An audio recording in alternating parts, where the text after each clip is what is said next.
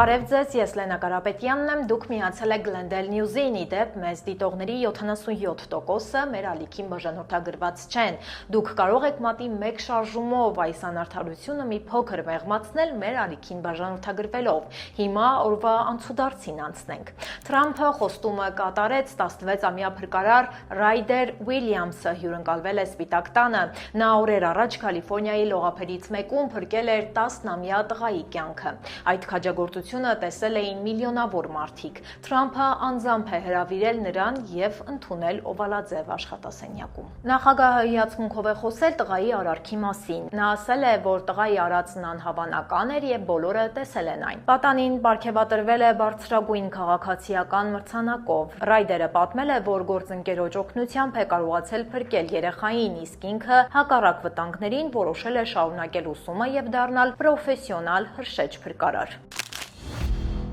ԱՄՆ նախագահը սպառնացել է ռմբակոծել Օմանը, պատճառը Հորմուզի նեղուցի շուրջ ընթացող բանակցություններն են։ Թրամփը պնդում է, որ Օմանը չպետք է խանգարի Վաշինգտոնին։ Նա հարցազրույցում ասել է, եթե Օմանը խանգարի, իրենք կռմբակոծեն նրան։ Սա մեծ աղմուկ է բարձրացրել միջազգային հանրության շրջանում։ Իրանական լրատվամիջոցները պնդում են, Օմանի հետ համաձայնագիր կա։ Թրամփը սակայն չի ընդունում նման պայմանավորվածություն։ Իրավիճակը լարված է մնում նաև Իրանի հետ բանակցություններում 60-օրյա վերջնաժամկետը լրանում է։ ԱՄՆ-ն եւ Իրանը պետք է համաձայնության գային առնվազն 2 թեմայի շուրջ՝ միջուկային ծրագրի եւ պատերազմի ավարտի։ Սակայն դա չեղավ։ Հորմուզի նեղուցով նավերի անցումը գրեթե կանգ է առել։ Նախորդին թեման ավելի է սրել Թրամփը, հայտարարելով, թե Հորմուզը կարող է ճանաչել ԱՄՆ տարածք։ Լարվածությունը նեղուցում շարունակում է մնալ բարձր։ ԱՄՆ-ի ռազմական ներկայությունը տարածաշրջանում դառնում է ավելի ակնհայտ։ Իրավիճակը ազդել է նաև նավթի շուկայի վրա։ Նավթի գինը աճել է 27%-ով։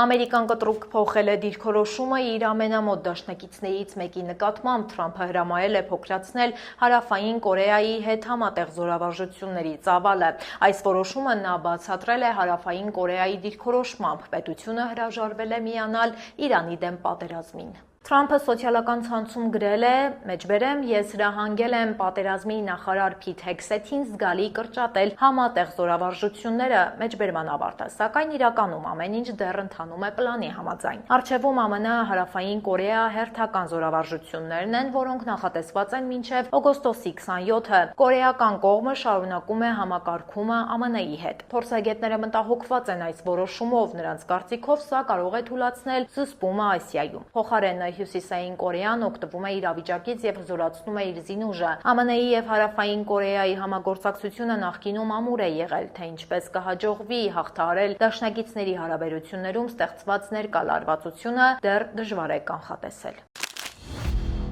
ԱՄՆ-ն եւ Իսրայելը նոր համաձայնության են եկել Գազայի հարցում։ Ջարեդ Քուշները եւ Բենյամին Նեթանյահուն քննարկել են ապագա քայլերը։ Համասի զինաթափումը պետք է վերահսկի ամերիկացի գեներալ։ Այս գործընթացը պարտադիր է մինչև Գազայի վերականգնումը։ Կողմերը շեշտել են նաեւ հանրային առողջության հարցեր։ Ստեղծվել են հատուկ աշխատանքային խմբեր։ Նեթանյահուի գրասենյակը հայտնել է 2 աշխատանքային խմբի մասին։ Մեկը կզբաղվի զինաթափմամբ, մյուսը մաքրությամբ եւ ջրով։ Համասը նախկինում համաձայնվել է զինաթափմանը, բայց պայման է դրել։ Նրանք պահանջում են դադարեցնել հարվածները եւ ճանաչել Պաղեստինի պետությունը։ Իսրայելը մերժում է այդ պահանջը։ Այս ֆոնին Գազայի բնակիչների մասին սկանդալային հայտարարություններ է արել Իսրայելի նախարարներից մեկը։ Նրանք նույնիսկ մարդիկ չեն, ասել է պաշտոնյան։ Հակամարտությունը Գազայում շարունակվում է, զոհերի թիվը հասել է 73,000-ի։ Կանադական հագուստն ու կաթնամթերքը, անգամ հոկեյի մականները կարող են կտրուկ թանկանալ ամերիկյան շուկայում։ Թրամփը պատրաստվում է կիրառել աննախադեպ մինչև 50%-ի հասնող մաքսատուրքեր կանադական մի շարք ապրանքների համար։ Կանադան փորձում է խուսափել այս նոր տնտեսական հարվածից։ Կանադայի կառավարությունը շտաբ բանակցությունները սկսել ԱՄՆ-ի հետ։ Վարչապետը հանդիպումները բնորոշել է որպես շատ նուրբ եւ լարված։ Քարնի նախատեսում է խոսել Թրամփի հետ։ Մաքսատուրքերը կարող են գործել արդեն չորեքշաբթի օրվանից։ Դրանք կվերաբերվեն $20 միլիարդ ապրանքների։ Մաքսատուրքերը վնասում են նաեւ սպառողներին։ Ամերիկյան ընտանիքները տարեկան վճարում են $1100 ավել։ Կանադայում նույնպես գնաճը արագացել է։ Մասնագետները կանխատեսում են ծախսերի նոր աճ։ Կողմերը փորձում են ելք գտնել մինչև վերջնաժամկետը։ Բանակցությունները ընթանում են Վաշինգտոնում։ Ամերիկացի երկու քույր մնացել են առանց ծնողների, նրանց մայրն ու հայրը արտաքսվել են երկրից։ Ավագ քույրը 19 տարեկան է, կրտսերը 13, նրանք ԱՄՆ-ի քաղաքացիներ են։ Ընտանիքի կյանքը փոխվել է անցյալ տարվա օգոստոսին, ոստիկանները կնոջը ձերբակալել են խանութում գողության կասկածանքով։ Ավելի ուշ ամուսինները փոխանցվել են ICE-ին և արտաքսվել են 40 օրվա ընթացքում։ Իրավապահները նշում են, որ հազարավոր երեխաներ հայտնվել են նման իրավիճակում, այսը փոխել է աշխատանքի կարգը։ Այժմ նրանք ավելի արագ են արտաքսում ծնողներին։ Ծառայության պաշտոնյաները պնդում են, որ չեն բաժանում ընտանիքները։ Իրենք ծնողներին առաջարկում են երեխաներին տանել իրենց հետ, սակայն ընտանիքները հաճախ չեն կարողանում դա անել։ Իրավապաշտպանները պահանջում են նախապես լուծել երեխաների խնամքի հարցերը և նոր միայն ծնողներին արտաքսելու մասին որոշում կայացնել։ Այսը, սակայն, չի պատրաստվում իր ծրագրերում որևէ բան փոխել։ Փենսիլվանիայի պետական համալսարանի ուսանողները կոկայնի վաճառքի մեծ ցանց են ստեղծել, նրանք թմրամիջոցներ են վաճառել նաև համալսարանի տարածքից դուրս։ Գործողությունները ծավալվել են 2023-24 թվականներին, թմրամիջոցները բերվել են Ֆիլադելֆիայից և Նյու Յորքից։ Հանցավոր խմբի կենտրոնները եղել են ուսանողական եղբայրությունների տները։ Փաթեթավորումը կատարվել է հենց ուսանողական եղբայրությունների տներում, մանրամասնել է դատախազը։ Այդ գործին մասնակցել են անգամ նորեկները։ Ընդհանուր առմամբ 14 մարդ մեղադրվում է հանցավոր գործունեության համար։ Կասկածյալների մեծ մասը համալսարանի ուսանողներ են, նրանցից ոմանք ձերբակալվել են, քննչական գործողությունները դեռ ընթացքի մեջ են։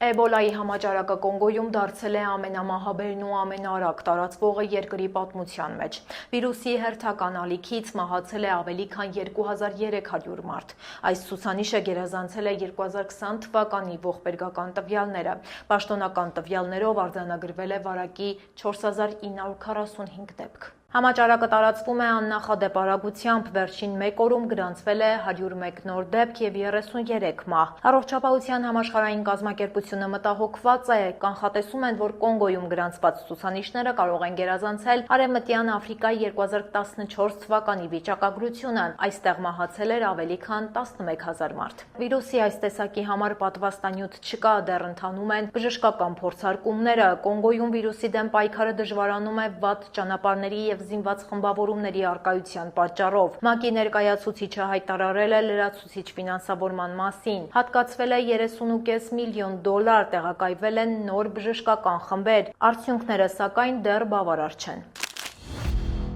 Առողջապահական ոլորտից էլի մեկ լուր, այս անգամ Ամերիկայից ԱՄՆ-ում երեխաների շրջանում պատվաստումների մակարդակը կտրուկ նվազել է։ Ծնողները հրաժարվում են պատվաստումներից անձնական կամ կրոնական պատճառներով։ Հիվանդությունների վերահսկման և կանխարգելման կենտրոնի տվյալներով ցուցանիշը հասել է նոր ռեկորդի։ Թրամփը ստորագրել է հրամանագիր պատվաստումների թիվը նվազեցնելու մասին, բժիշկները քննադատել են այս քայլը։ Պատվաստումների ծածկույթը նվազել է մինչև 92%, կարմրուկի համաճարակը բացառելու համար անհրաժեշտ է 95%։ Այս տարի գրանցվել է կարմրուկի 2566 դեպք, սա վերջին 35 տարվա ամենաբարձր ցուցանիշն է։ Փենսիլվանիա և այլ նահանգներում կան բռնկումներ։ Կարմրուկով հիվանդների 93%-ը պատվաստված չի եղել։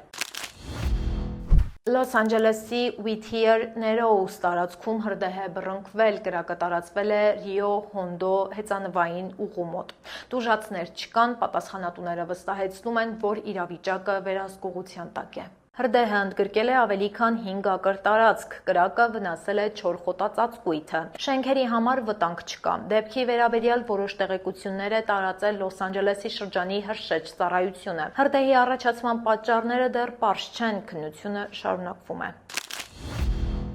Դերասանուհի Հայդեն Փենետիերի մահվան հետ կապված նոր մանրամասներ կան, նրա մարմնի վրա վնասվածքների հետքեր չեն հայտնաբերվել, հայտարարել են դատաբժշկական փորձաքննությունից հետո։ Սակայն մահվան պատճառը դեռ պարզ չէ, լրացուցիչ ուսումնասիրությունների կարիք կա։ Դեպքը տեղի է ունեցել Հարավային Քարոլինայում։ Բժիշկները փորձել են օգնել, սակայն 36-ամյա դերասանուհու կյանքը փրկել չի հաջողվել։ Անցյալում նա պայքարել է ընկճախտի և կախվածության դեմ։ Հեյդեն ծնվել և մեծացել է Փալիսեյդսում, Նյու Յորքում։ Նա սկսել է աշխատել 11 ամսականից։ Նա նկարահանվել է բազմաթիվ ֆիլմերում և հեռուստասերիալներում։ Կյանքում և կարիերայում ունեցել է դժվար պահեր։ Դերասանուհին իր մասին խոսել էր անկեղծ։ Վերջերս նա հրատարակել էր հուշերի գիրք։ Այն կոչվում է «Սա ես եմ, հաշվեհարդար»։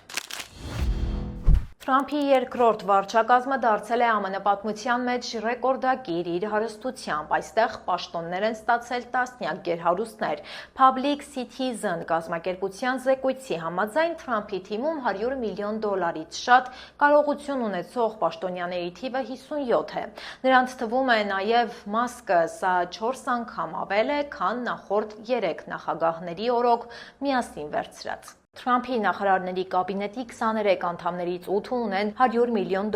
ավելի կարողություն։ Ինքը Թրամփը նույնպես միլիարդատեր է։ Նա իր նշանակումները բացատրում է նրանով, որ վստահում է հաջողակ գործարարներին։ Սակայն սա մտահոգություն է առաջացրել հասարակության շրջանում։ Քննադատները կարծում են, որ այս թիվը հեռու է ժողովրդից։ Նրանք դժվարությամբ կհասկանան աշխատավոր մարդկանց խնդիրները։ Առավել ևս, որ այս պաշտոնյաները կառավարում են ամենակարևոր եւ ամենաշատ շահառուներ ունեցող ոլորտները։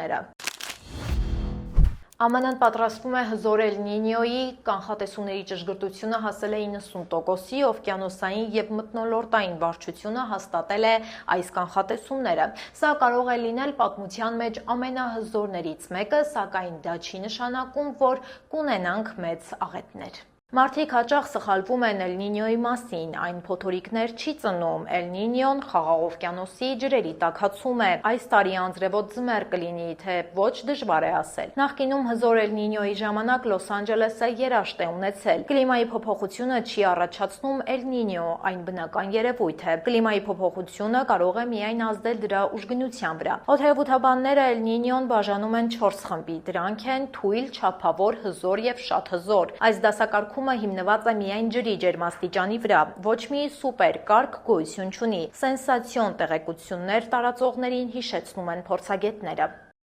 Այժմ եկեք տեղափոխվենք մեր Facebook-յան էջ, որտեղ նույնպես ամեն օր հրապարակում ենք վերջին թարմ նորությունները։ Վիկտորվիլում սարսափելի դեպք է գրանցվել, վարորդը մեքենայով դիտավորյալ հարձակվել է մարդկանց վրա, խումբը փողոցում բասկետբոլ էր խաղում։ Վարորդը մեծ արագությամբ ընթացել է դեպի նրանց, մարդիկ ստիպված են եղել փախչել ճանապարհից։ Վարորդը չի կանգնել եւ շարունակել է իր հարձակումը։ Տուժել է 4 մարդ, այդ թվում անչափահաս։ Վարորդը վրաերթի է ենթարկել 1 տղամարդու։ Այնուհետև հետընթացով հարձակվել է տան բակում կանգնածների վրա։ Այստեղ վիրավորվել են 1 կին եւ 1 անչափահաս։ Դրանից հետո վարորդը մյուս տղամարդուն սեղմել է կայանված մեքենային։ Հարձակվողը մեծ արագությամբ հեռացել է դեպքի վայրից։ Ոստիկանները փնտրում են հանցագործին, նրա ինքնությունը դեռ պարզված չէ։ Լոս Անջելեսում շուտով կմեկնարկի բասկետբոլի մեծ տոնը։ Քաղաքի ներկայացուցիչը հայտարարել է նոր մրցաշարի մասին։ Այն կոչվում է Լոս Անջելեսի քաղաքային Hops Challenge։ Մրցումները տեղի կունենան քաղաքի 36 կենտրոնում։ Մրցաշարը կսկսվի սեպտեմբերի 12-ին։ Տարիքային 5 խումբ կլինի 8-ից մինչև 50 եւ ավելի տարեկանների մասնակցությամբ։ Կան նաև տղամարդկանց եւ կանանց առանձին դիվիզիաներ։ Տարածաշրջանային եւ քաղաքային եզրափակիչները կսկսվեն առավոտյան ժամը 9-ին։ Վերջին մրցումը տեղի կունենա ցերեկը ժամը 1-ին։ Հաղթողները կստանան թանկարժեք մրցանակներ։ Ծովում անհետացած տղամարդը փրկվել է երկար որոնումներից հետո։ Դեպքը տեղի է ունեցել Լոնգ Բիչի մոտակայքում։ Փրկարարները նրան գտել են ափից 2.5 ողոն հեռավորության վրա։ Կիրակի երեկոյան Լոնգ Բիչի ոստիկանությունը հայտնել էր նրա անհետացման մասին։ Գիշերը սկսվել էին լայնածավալ որոնումները։ Մի նավավար լսել էր կնոջ ձայնը։ Փրկարարները նրան գտել եւ տեղափոխել էին հիվանդանոց։ Երկուշաբթի առավոտյան հայտնաբերվել է նաեւ անհետացած տղամարդը։ Նրան ջրից դուրս են բերել առափնյա պահպանության ծառայության ուղղաթիռով։ Նա տառապել է հիպոթերմիայից։ Փրկվածը անմիջապես տեղափոխվել է բժշկական հաստատություն։ Տղամարդու վիճակը կայուն է։ Ըստ նախնական վարկածի նախ հիդրոցիկլից ընկել է տղամարդը, իսկ ավելի ուշ կինը ջուրն է ցատկել նրան փրկելու համար, բայց հոսանքը երկուսին էլ հեռացրել է հիդրոցիկլից։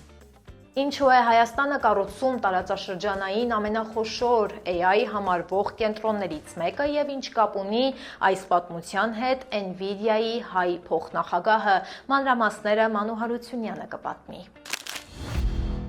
Անհավանական է, բայց փաստ Հայաստանն արդեն ունի իր տեղն արհեստական բանականության համաշխարհային քարտեզի վրա։ Բարև ձեզ։ Հրազդանի մոտ կառուցված Firebird AI կենտրոնը Հայաստանի ամենախոշոր տեխնոլոգիական նախագծերից է։ Անհավատալին այն է, որ նման մակարդակի ու ծավալի ծրագիրը իրականացվեց ընդամենը 1 տարվա ընթացքում։ Firebird-ի հայկական նախագիծը հրապարակայնորեն ներկայացվել է 2025 թվականի հունիսին, իսկ 2025 օգոստոսի 8-ին Վաշինգտոնում ստորագրված հայ-ամերիկյան ռազմավարական հուշագիրը դրա իրականացման կարևոր հիմքը դարձավ։ Նախագծի համահիմնադիրներն են Ռազմիկ Հովակիմյանը եւ Ալեքսանդր Եսայանը։ Firebird-ը ամերիկյան AI ենթակառուցվածքային ընկերություն է, որի կենտրոնակայանները գտնվում են Սան Ֆրանցիսկոյում եւ Երևանում։ Հայաստանի ծրագրի առաջին փուլում նախատեսվել է մոտ $500 միլիոն ներդրում։ 2025-ի նոյեմբերին ընկերությունը հայտարարեց այդ ներդրման մեկնարկի մասին, այն ներկայացնելով որպես բազմամիլիարդանոց ծրագրի առաջին փուլ։ Հետագա փուլերով նախագիծը զգալիորեն ընդլայնվելու է,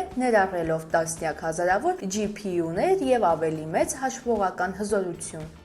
Այսպիսի AI գործարանները միայն մեկ երկրում չեն կառուցվում։ NVIDIA-ն հայտարարել է AI գործարանների նախագծի մասին Սաուդյան Արաբիայում եւ Արաբական Միացյալ Էմիրություններում, իսկ Եվրոպայում նման ենթակառուցվածքները զարգացվում են ավելի քան 20 երկրներում։ Իսկ ինչ է իրականում նշանակում AI գործարան։ Այստեղ էլեկտրաէներգիան, GPU-ները, բարձր արագության ցանցերը, ծրագրային ապահովումն ու տվյալները միավորվում են արհեստական բանականության մոդելներ մարզելու եւ գործարկելու համար։ NVIDIA-ն այս մոդելը նկարագրում է որպես նոր սերնդի ենթակառուցվածք, որտեղ հիմնական արդյունքը ոչ թե ապրանքն է, այլ հաշվարկային ինտելեկտը։ Համեմատության համար ԱՄՆ-ում արդեն գործում են շատ ավելի մեծ AI հաշվողական համակարգեր։ CoreWeave-ը օրինակ հայտարարում է ավելի քան 100,000 GPU ունեցող մեգա կլաստերների մասին եւ ներկայումս շահագործում է 49 տվյալների կենտրոն Հյուսիսային Ամերիկայում եւ Եվրոպայում։ ԱՄՆ-ում զարգանում է նաև OpenAI-ի Stargate ենթակառուցվածքը։ Հրազդանի առաջին փուլը ամերիկյան հսկաներին դեռ չի հասնում, սակայն տարածաշրջանային մասշտաբով այն խոշոր նախագիծ է։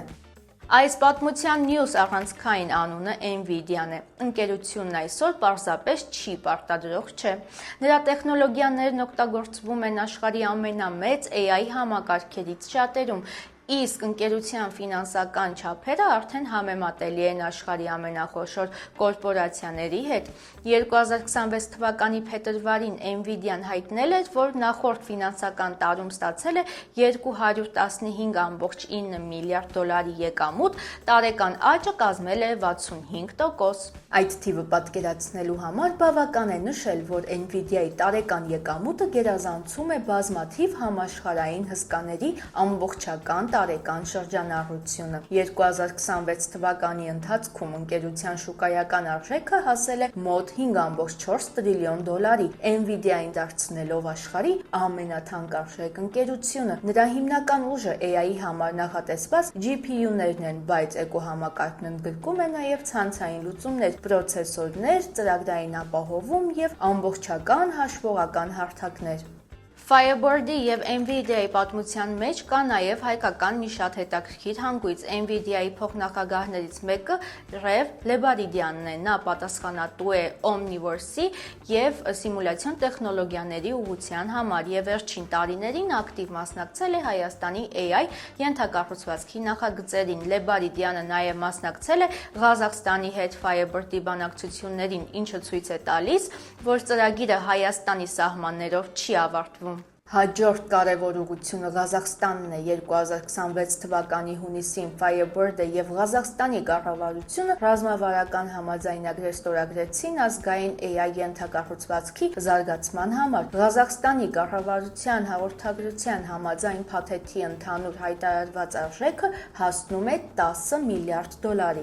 Հրազդանի կենտրոնի նշանակությունը սակայն միայն GPU-ների քանակով չի չափվում։ Հայաստանի կառավարությունը նպատակ ունի տեղական ընկերություններին, գիտնականներին եւ կրթական հաստատություններին հասանելի դարձնել բարձր արտադրողականության հաշվարկներ։ 2026 թվականի ապրիլին կառավարությունը Firebird-ի հետ կնքեց $25 միլիոն պայմանագիր 5 տարվա համար նման հաշվողական ռեսուրսներ ձեռք բերելու համար։ Սա արդեն ենթակառուցվածք տնտեսության ներսում օգտագործելու կոնկրետ մեխանիզմ է։ Firebird-ի ծրագիրն աստիճանաբար մեծանում է, առաջին փուլը նախատեսված է մոտ $500 միլիոն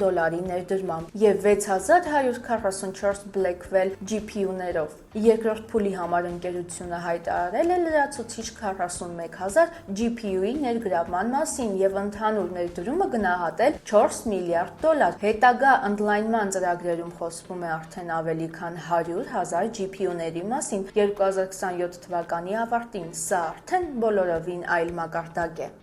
Շատ փորձագետներ միակարծիք են, որ այս նախաձեռնությունը հայ-ամերիկյան համագործակցության կարևորագույն ուղղություններից է դառնալու։ Մենք կշարունակենք հաջողության նոր պատմություններ որոնել, իսկ դուք անպայման բաժանորդագրվեք մեր ալիքին դրանք բաց չթողնելու համար։